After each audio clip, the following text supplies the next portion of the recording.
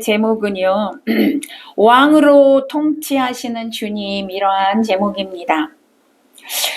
오늘 본문의 내용은 이스라엘의 왕을 세우는 제도에 대하여 하나님께서 말씀하시는 그런 내용입니다.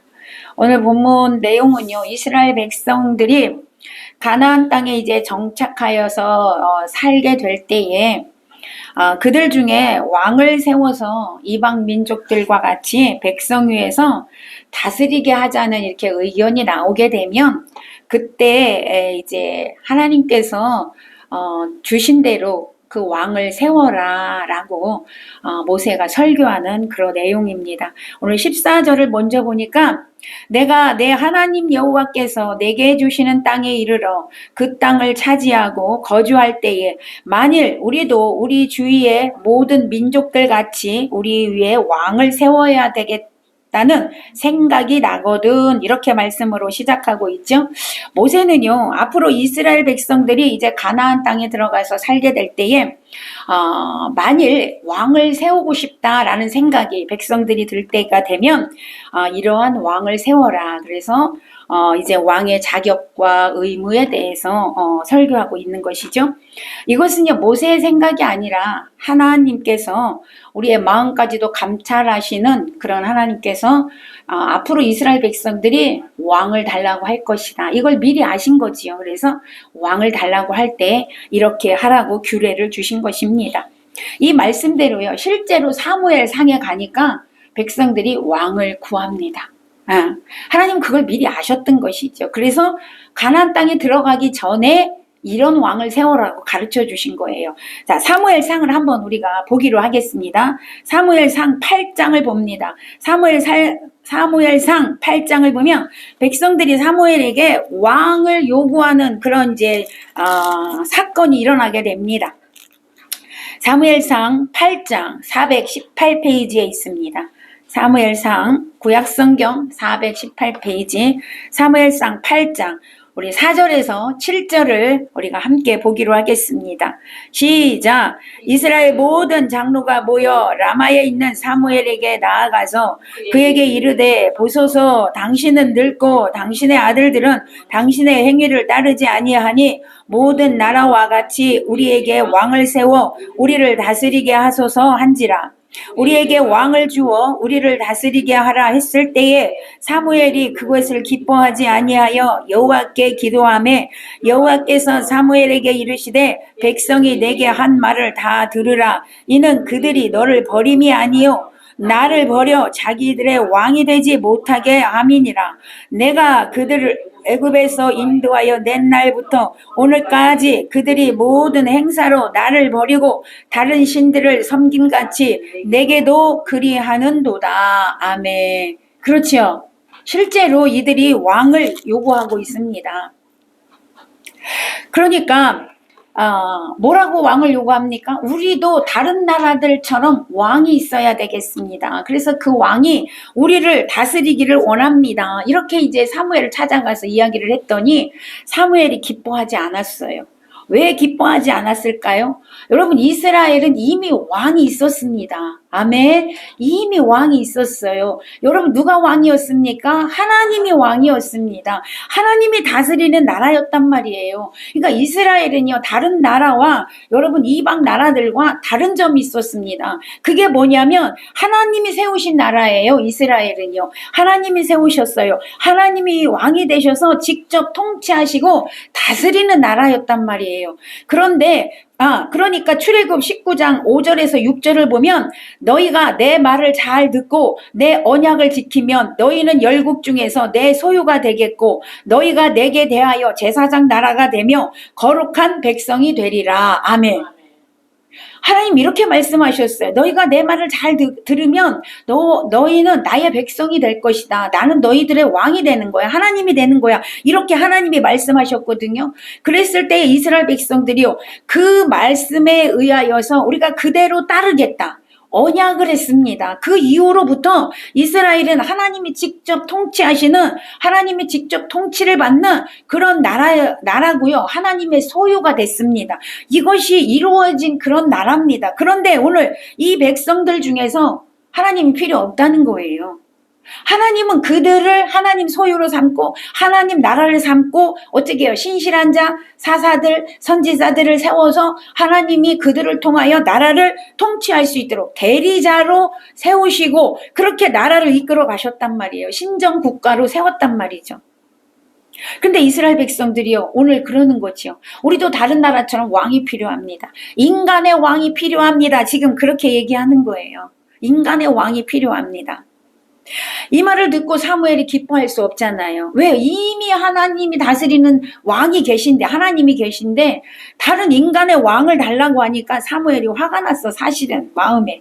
그래서 이제 하나님께 고했습니다. 그랬더니 하나님께서 그 말씀을, 그 기도를 들으시고 사무엘에게 이렇게 말씀하고 있어요. 그들이 왕을 달라고 한 것은 너를 버림이 아니요 나를 버려 자기들의 왕이 되지 못하게 함이니라. 하나님을 버렸다는 거예요. 왕을 달라고 요구한 거는 이제는 하나님의 다스림이 필요 없습니다. 이제는 하나님의 통치를 받고 싶지 않습니다. 하나님을 버리겠다라는 거죠. 그래서 하나님께서 그들이 나를 버려 내가 그들의 왕이 되지 못하게 한 것이다. 이렇게 사무엘에게 말씀해 주셨던 것이죠. 여러분 오늘날에도요, 교회에 나와서 이제 예수님이 나의 왕이십니다. 나는 이제 예수님만 믿겠습니다. 라고 고백하며 예배드리다가 이제는 예수가 필요 없습니다. 나는 예수가 싫습니다. 예수를 버리고 떠나는 사람이 여러분 얼마나 많습니까? 어쨌든 하나님은요, 그렇게 요구하는 왕을 요구하는 그들에게 9절에서 이렇게 말씀합니다. 그러므로 그들의 말을 듣되 너는 그들에게 엄히 경고하고 그들을 다스릴 왕의 제도를 가르쳐라. 그러니까 왕을 요구하니까 하나님이 할 수 없이 그들에게 왕을 허락하면서 제도를 가르치라고 합니다. 왕의 제도를 오늘 본문에서 신명기 17장 오늘 본문에서 이미 가르쳐주고 있죠. 우리가 서두에 읽었어요. 14절에 그죠? 서두에 가르쳐주고 있어요. 앞으로 이들이 왕을 요구할 거다. 왕을 요구할 때 이런 왕을 세우라고 얘기해줘라. 가르쳐줘라. 그렇게 말씀하시고 나서 사무엘 상에 와서 또 말씀하시는 거예요. 진짜 왕을 요구할 때 이런 왕을 세우라고 가르쳐줘라 라고 9절에서 말씀하고 있는 것입니다.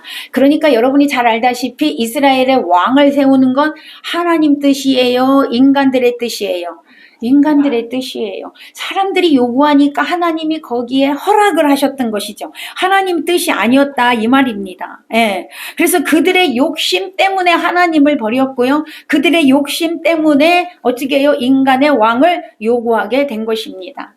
자신의 욕심을 채워지지 않으니까 예수가 필요 없다라는 거예요. 왕이 필요 없다는 거예요. 오늘날도 마찬가지예요. 왜 떠납니까? 왜 교회를 떠납니까? 자기의 생각대로 안 되니까 떠나는 거예요. 자기의 욕심에 맞춰지지 않으니까 떠난 거예요. 예수 믿으니까 복 받는다더니 복도 안 주시네. 예수 믿는다니까 예수 믿으면 병 고쳐준다더니 병도 안 고쳐주시네. 여러분 이런 관점에서 예수를 믿겠다고 하니까 그것이 채워지지 않으니까 여러분 교회를 떠나게 되는 거예요. 예수를 떠나게 된다 이 말입니다. 더 이상 나의 왕이 될 필요가 없다라고 생각하게 된다라는 것이죠. 오늘 우리에게는 그런 일이 절대 없으시기를 바랍니다. 이렇게요, 왕정 제도가 하나님 뜻은 아니었고 바람직하진 않은 거였습니다. 그럼에도 불구하고 하나님은 그들의 그 요구를 묵살해버리지 않으셔요. 그들의 요구를 인정하셔요. 그렇지 않습니까? 그래서 그들에게 여러분 그걸 허락한 거예요. 왜 그렇습니까? 그들이 너무나 어리석고 너무나 아둔해서 하나님의 뜻을 알지 못하기 때문에 그들의 왕을 요구하는 것은 계속 이루어질 거고요. 계속해서 하나님을 괴롭힐 것이고요. 하나님을 원망할 것이 뻔하기 때문에 하나님께서는 그들의 그 거부를, 그들의 그 요구를 그냥 들어주신 것입니다. 이것이 하나님의 사랑이고요. 이것이 하나님의 긍휼이시고요. 이것이 하나님의 백성들을 하나님께서 끝까지 기다리시는 그런 마음이 그 속에 들어 있습니다. 왜 허락하셨어요? 그것을 허락해 주시고요. 그들 스스로 왕을 한번 해봐라. 왕을 너네가 세워봐라. 그러면 어떤 점이 다른지 스스로 깨달으라는 거예요. 스스로 깨달으라는 것입니다. 그들의 어리석음을 스스로 깨닫고 돌아오라는 것이죠. 그래서 하나님께서는 인간의 약함을 아시기 때문에 그들의 약함을 무시하지 아니하시고 배려하시는 것입니다. 그래서 끝까지 참고 기다리시는 인내로서 그들을 바라보신다라는 것이죠. 그러므로 오늘날도 빨리 깨닫고 돌아오는 것이 복인 줄로 믿으시기 바랍니다. 지금도 하나님은 여전히 나간 자식 돌아오기를 기다리고 계십니다. 하나님은 한 번도 집 나간 자식을 잊어본 적이 없습니다. 버리신 적이 없습니다. 문 밖에 서서 돌아오기를 기다리고 계십니다. 그 자식 나간 것을 허락하신 이유가 있어요. 그게 뭐냐면 앞에서 말씀드렸듯이요. 이스라엘 백성들에게 왕을 허락하신 것처럼 이들이 나간 것을 허락하신 것은 스스로 깨닫고 돌아오기를 원하셨던 것입니다. 스스로 깨닫게 하시기 위해서 그걸 허락하셨던 것이죠. 어쨌든 하나님께서는요. 왕을 세우는 것을 허락하셨고요. 왕을 세우는데 자격과 그 의무에 대해서 말씀하고 있습니다. 오늘 우리가 그것을 잠시 보려고 합니다. 자, 먼저 왕의 자격입니다. 어떤 왕을 세워야 되냐? 이스라엘에 어떤 왕을 세워야 되느냐? 첫 번째 보니까 왕은 하나님께서 택한 자여야 된다라고 말씀하고 있어요. 하나님께서 택한 자여야 된다. 15절 상반절을 보니까 반드시 내 하나님 여호와께서 택한 자를 내 위에 왕으로 세울 것이며 이렇게 말씀하고 있습니다. 이렇게 이스라엘의 왕을 세우려면 하나님께서 택한 자를 세워야 된다 그 말이죠. 아무리 능력이 뛰어나고 아무리 많은 사람들에게 인정받고 대중들의 지지를 받는다 할지라도 하나님께서 택하지 않은 사람은 왕이 될 수가 없습니다. 왜 왕이 될 수가 없냐? 우리의 생각으로는 능력이 뛰어나고 멋있게 생기고 많은 사람들에게 지지를 받는 사람이 하는 게 좋잖아요. 그런데 우리의 생각과 하나님 생각은 다른 것이죠. 하나님이 택한 자여야 된대요. 왜 그러냐면 그 시절의 왕, 오늘날도 마찬가지예요. 사실은 왕은요 절대 주권자가 아닙니다. 이 왕은 하나님의 대리자입니다. 하나님의 사역의 대리자이기 때문에 하나님의 말씀을 잘 따르는 사람이어야 되잖아요. 하나님의 말씀에 순종하는 사람이어야 되잖아요. 하나님께 말씀을 받아서 백성을 보호하고 백성들을 지키고 백성들을 섬기는 그런 자가 왕이 되어져야 한다 이 말이에요. 하나님의 그래서 택한 자가 되어져야 된다라는 것이죠. 그래서 그 당시에 이스라엘 백성들은 왕을 세우면 하나님이 택한 자입니다. 이 표징으로 반드시 기름을 붓게 돼 있어요. 그래서 선지자가 가서 왕이 세워지면 머리에 기름을 붓게 되어져 있습니다. 이게 뭐예요? 기름을 붓는 이유는요. 하나님의 택하신 자고 하나님의 택하신 자만이 그 권위를 인정받을 수 있다. 이런 의미에서 머리부터 발끝까지 기름을 붓게 됩니다. 자, 두 번째 왕의 자격은요. 형제 가운데서 세워야 한다라고 말씀하고 있어요. 15절 후반절에 보니까 내 위에 왕을 세우려면 내 형제 중에서 한 사람을 할 것이요. 이렇게 말씀하죠. 이스라엘의 왕을 세우려면 내 형제 중에서 세워야 된다는 거죠. 이게 뭐예요? 이스라엘의 백성 중에 12지파 중에서 세워야 한다 이 말입니다.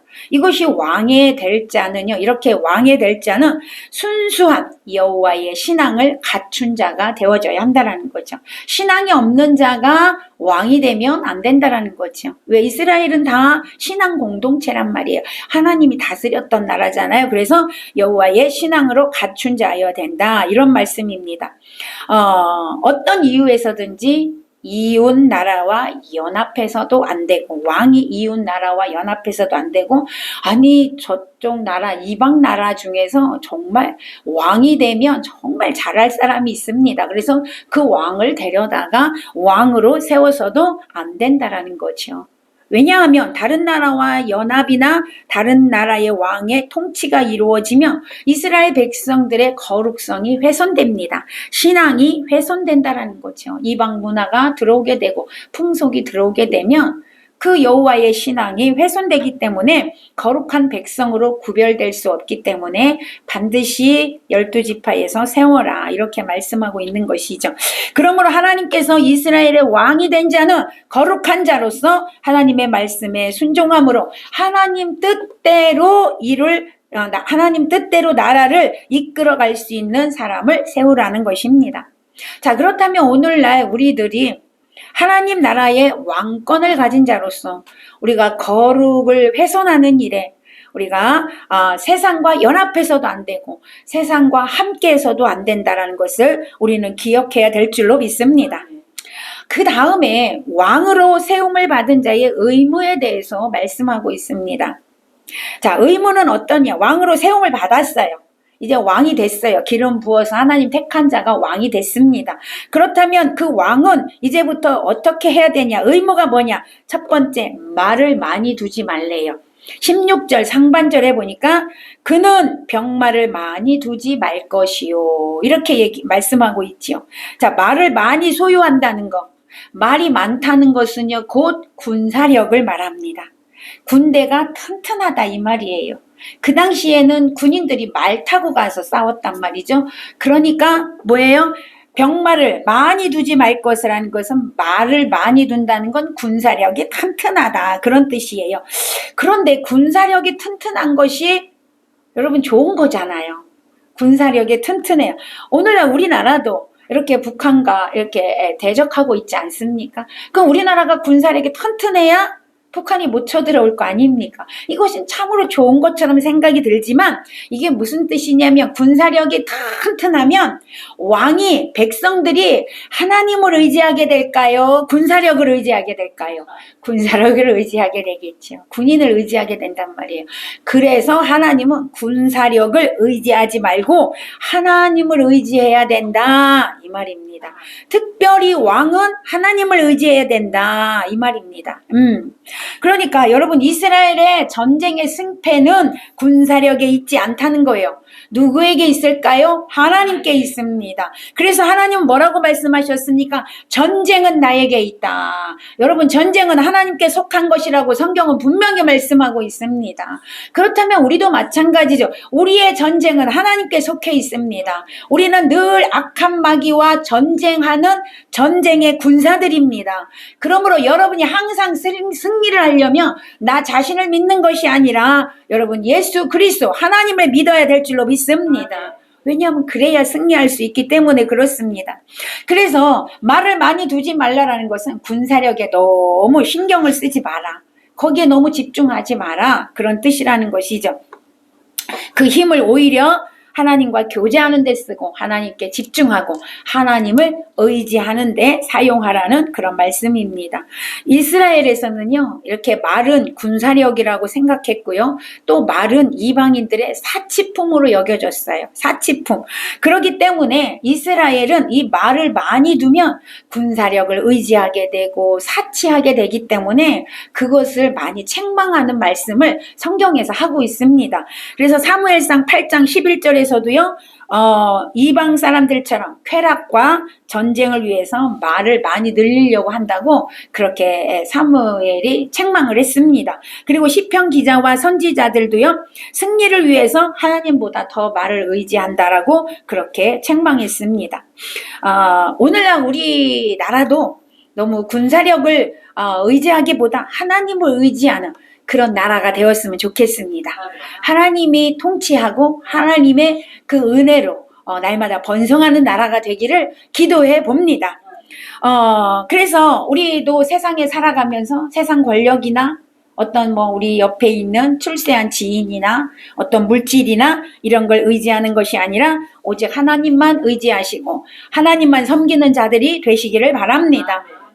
그리고요 본문에서 보면 말을 많이 얻으려고 그 백성을 애굽으로 가지 못하게 하라라고 말씀하고 있어요. 우리가 지금 읽은 것에 보면 그러니까 말을 얻으려고 애굽으로 가지 못하게 하라는 거예요. 왜 그러냐면 그 당시에 말을 구하려면 애굽으로 이렇게 많이 갔어요. 왜냐하면 애굽이 좋은 말의 원산지거든요. 솔로몬도 애굽에 가서 말을 많이 사왔습니다. 그러니까 애굽에 가야만 좋은 말을 살 수 있기 때문에 애굽으로 갔어요. 그래서 오늘 하나님은요 애굽으로 가지 마라 이 말입니다. 왜냐하면 애굽은 세상을 말한다고 했잖아요. 그러니까 이스라엘의 왕이나 이스라엘 백성들이 말을 사러 애굽을 잘 자주 가야 되잖아요. 애국과 잦은 교역이 이루어졌단 말이에요. 그러다 보니까 애국에 있는 어떻게 해요? 풍속을 따라가게 되고 우상 숭배를 따라가게 되고 문화를 따라가게 된단 말이에요. 여러분 자꾸만 접하게 되면 그걸 내가 받아들이게 된다라는 거죠. 그러니까 하나님은 그것을 막으신 거예요. 왜? 타락한 이방 문화, 타락한 이방의 우상 숭배, 타락한 그 풍속이 들어와서 이스라엘의 여호와의 그 유일신 사상이 흐트러질 수 있기 때문에 하나님은 금하신 것입니다. 이처럼 오늘 우리도 세상의 그런 향락과 쾌락을 자주 접하게 되면 여러분 우리가 나도 모르는 사이에 그걸 영향을 받아서 신앙이 훼손됩니다. 신앙의 위기가 찾아옵니다. 그래서 우리는 늘 구별된 삶을 살으라 말씀하잖아요. 그래서 우리를 뭐라고 불러요? 성도 이렇게 부르잖아요. 구별된 삶을 사는 자가 성도입니다. 구별됐다라는 거거든요. 성도는. 그러니까 우리가 신앙을 온전히 지키기 위해서는 우리는 세상의 쾌락과 향락과 풍속, 세상의 문화를 따라가면 안 된다라는 거예요. 오늘날 우리나라도요, 이 세상 문화가 많이 이렇게 변했잖아요. 왜냐하면 자꾸 이상한 그런 문화, 이상한 이런 것들을 우리가 접하다 보니까 그것이 우리의 어떤 풍속이냐, 우리가 그냥 당연히 해야 되는 것처럼 그렇게 여겨지고 있다라는 것이죠. 절대로 그렇게 돼서는 안 된다라는 것입니다. 우리 성도들은 거기에 따라가서는 안 된다라는 것이죠. 그래서 우리들은요, 오직 예수를 구주 삼고 성령의 도우심으로 온전한 신앙을 세워가는 자가 되어져야 할 줄로 믿습니다.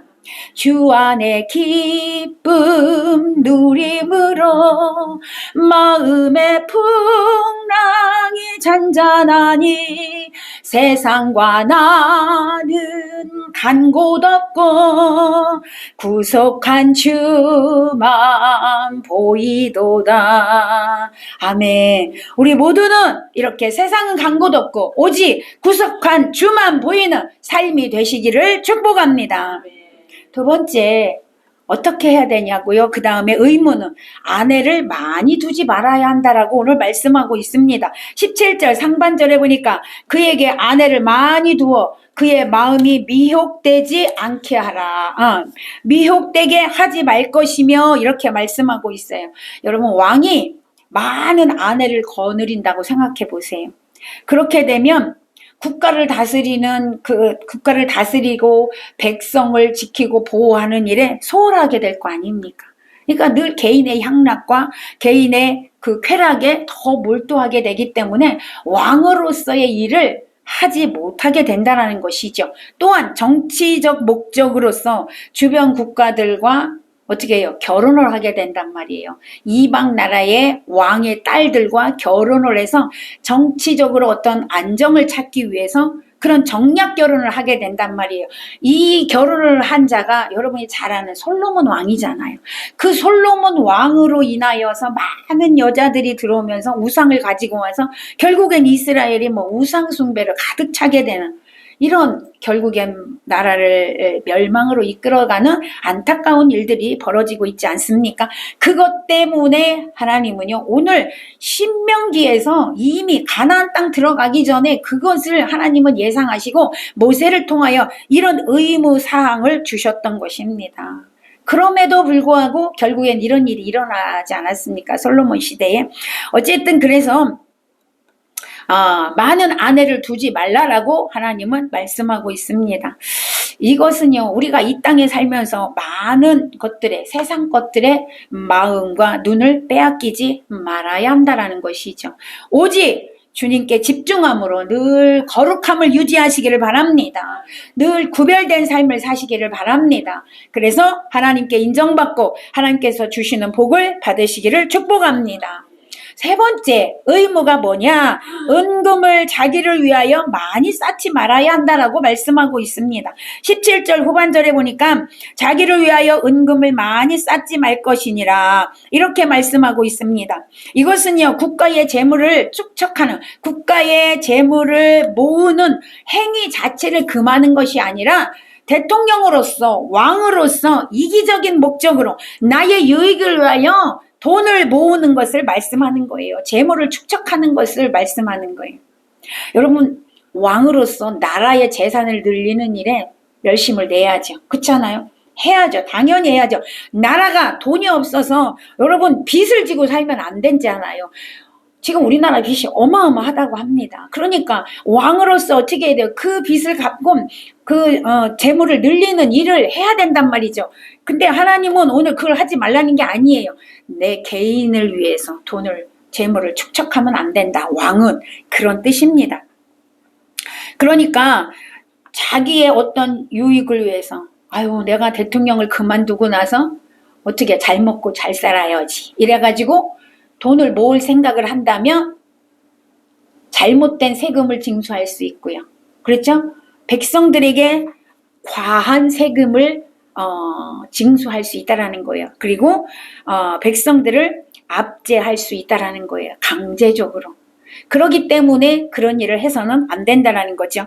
이처럼 지도자가 사치에 빠져서 하나님의 영광을 구하지 않고 백성의 평안도 도모하지 않으면서 자신의 유익만을 위하여 산다면 그것은 큰 잘못이라는 것이죠. 근데 우리가 이렇게 가만히 보면 그동안에 그런 일들이 많이 있었던 걸 우리가 볼 수 있지 않습니까? 어쨌든 앞으로는 우리 대통령님들께서는 그렇게 하지 않았으면 좋겠습니다. 그렇죠. 나라를 더 사랑하고 백성들을 사랑하고 백성들을 위하는 그런 좋은 그런 지도자들이 되었으면 간절히 기도합니다. 그러므로 또한 우리들도요 마찬가지입니다. 신앙생활을 하면서 우리 교회 지도자들이나 우리 성도들은 나의 유익을 위해서 사는 자들이 아니라 타인의 유익을 위해서 그렇게 사는 자가 되어져야 될 줄로 믿습니다. 나를 위하여 재물을 땅에 쌓는 자들이 아니라 하나님을 위하여 하나님 나라 확장을 위하여 하나님 나라에 재물을 쌓고 보물을 쌓는 저와 여러분이 되어져야 될 줄로 믿습니다. 네 번째, 왕이 어떻게 뭐를 해야 되냐? 왕의 의무는요. 항상 하나님의 말씀을 염두에 두고요. 하나님의 말씀을 옆에 두고 말씀을 읽고 말씀을 묵상하고 말씀을 배우고 지켜야 한다라고 말씀하고 있습니다. 18절에서 19절 우리 한번 읽어보겠습니다. 18절에서 19절 신명기 17장 18절에서 19절 시작. 위에 오르거든 이 율법서의 그 등사본을 레위 사람 앞에 책에 기록하여 평생에 자기 옆에 두고 읽어 그의 하나님 여호와의 경외하기를 배우며 이 율법의 모든 말과 이 규례를 지켜 행할 것이라. 아멘. 왕은 뭘 해야 되냐? 항상 하나님의 말씀을 옆에 두고 읽고 배우고 지키고 할렐루야 그렇게 해야 된다 이 말입니다. 이것은요 왕권이 내게 있는 게 아니고 왕권이 내게 있는 게 아니고 오직 하나님 권위에 있음을 상징하는 거예요. 말씀을 늘 옆에 뒀다는 것은 나는 하나님의 대리자다 이걸 기억하고 살으라는 거예요. 하나님의 대리자다 이걸 기억하고요 살면서 하나님을 늘 경외해야 된다. 이게 왕의 의무라는 것입니다. 왕의 세상활과 공적인 생활 모두의 지침서는 바로 하나님의 말씀인 줄로 믿습니다. 왕이 하나님의 말씀을 통하여 진실한 믿음을 가질 때 백성과 진실된 관계를 유지할 수 있고 백성을 잘 섬길 수 있다는 것입니다.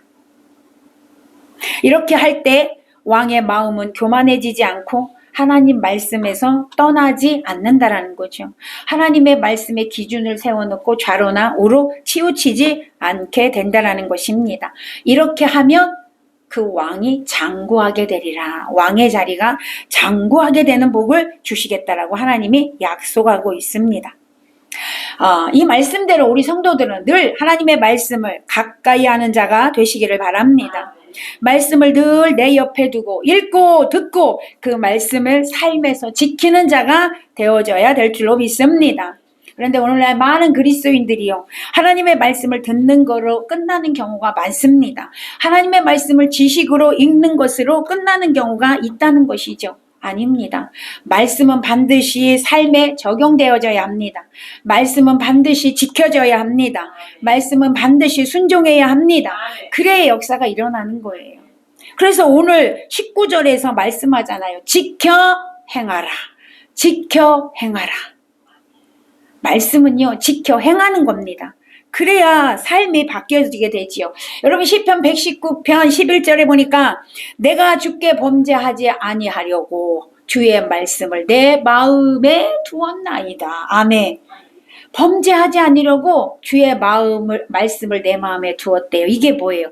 범죄하지 않으려고 늘 말씀대로 살았다는 거예요. 할렐루야. 말씀대로 살았다는 거예요. 여러분 말씀 지킬 때 역사가 일어납니다. 말씀을 지킬 때 기적이 일어납니다. 말씀을 순종할 때 하나님이 일하십니다.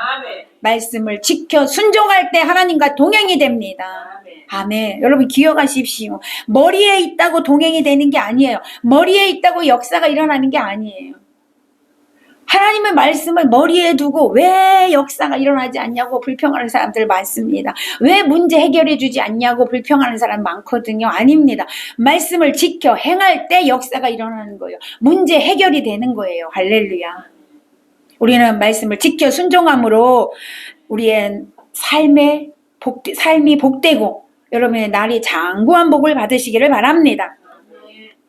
우리는 오늘 이 말씀을 통하여서 이스라엘의 왕을 세우는 제도에 대해서 우리가 은혜를 나눴습니다. 그들에게 있어서 왕은 오직 하나님 한 분이셨습니다. 그런데 이스라엘 백성들이 이방 나라를 보고 욕심이 생겨서 우리에게도 인간의 왕을 주세요 라고 요구하면서 하나님을 버렸습니다. 그렇다면 오늘 영적인 이스라엘인 저와 여러분은 어떤 삶을 살고 계십니까? 여러분은 어떤 왕이 여러분을 통치하고 있습니까? 여러분을 통치하고 있는 그 왕이 어떤 분이냐 이 말이에요. 우리의 왕은 오직 예수 그리스도인 줄로 믿습니다. 우리의 왕은 오직 하나님이신 줄로 믿습니다. 여러분에게 있어서 최고의 왕은 바로 하나님이신 예수님이십니다. 이걸 잊지 마시기를 바랍니다. 또 다른 왕을 구하지 않기를 바랍니다. 또 다른 왕, 재물의 왕, 출세의 왕, 명예의 왕 여러분 구하지 않기를 바랍니다. 우리는 예수 한 분만으로 만족합니다. 우리는 예수 한 분만으로 만족합니다. 예수님이 나의 왕이십니다. 이것을 늘 고백하며 사시기를 바랍니다. 그런데 오늘날 많은 사람들이 예수님이 왕으로 우리를 통치하는 걸 싫어합니다. 그래서 예수님을 떠납니다. 예수님을 믿지 않습니다. 그런데 여러분 기억해야 합니다. 예수가 나의 왕인 걸 싫어하고 예수를 떠나면 자기도 모르는 사이에 여러분 다른 왕이 온다는 거예요. 기억해야 합니다. 다른 왕이 누굴까요? 바로 마귀입니다. 마귀가 여러분의 왕으로 온다는 거예요. 내가 예수를 떠나는 즉시 마귀가 그 사람에게 왕으로 옵니다. 우리는 이걸 기억하고 살아야 합니다. 내가 원하지 않았어도 나도 모르는 사이에 마귀가 나의 왕으로 자리 잡고 마귀가 시키는 대로 마귀가 조종하는 대로 여러분 살게 된다라는 거예요. 그런 삶의 결국은 바로 멸망입니다. 성경은 분명하게 말씀하고 있습니다. 요한복음 10장 9절에서 10절을 보니까 내가 문이니 누구든지 나로 말미암아 들어가며 구원을 받고 또는 들어가며 나오며 꼴을 얻으리라. 도둑이 오는 것은 도둑질하고 죽이고 멸망시키려는 것뿐이요 내가 온 것은 양으로 생명을 얻게 하고 더 풍성히 얻게 하려 함이라. 아멘. 여기서요 내가는 누구냐면 예수님이에요. 그리고요 도둑은 누구냐면 마귀입니다. 그러니까 여러분 마귀가 하는 일은 뭐예요? 사람을 도둑질하고 죽이고 멸망시키는 일을 한다는 거예요. 그럼 예수님이 여러분 와서는 예수님은 뭐 하셔요? 생명을 얻게 한대요. 더 풍성을 얻게 한대요. 꼴을 얻게 한대요. 할렐루야. 구원을 얻게 한대요. 그러면 예수가 왕이 돼야지 마귀가 왕이 돼야 되겠습니까? 마귀가 왕이 되면 도둑질 당하고 죽임 당하고 멸망 당하는데 우리는 예수를 왕으로 모시고 살아야 될 줄로 믿습니다. 그래서 절대로 마귀의 종로로 돼서 안 되고 마귀가 왕으로 우리를 다스려서는 안 된다라는 것입니다. 그래서 우리는 깨어 있어야 합니다. 깨어 있어야 합니다. 그래서 복음성가 706장에 보니까 왕이신 나의 하나님 내가 주를 높이고 영원히 주의 이름을 송축하리이다.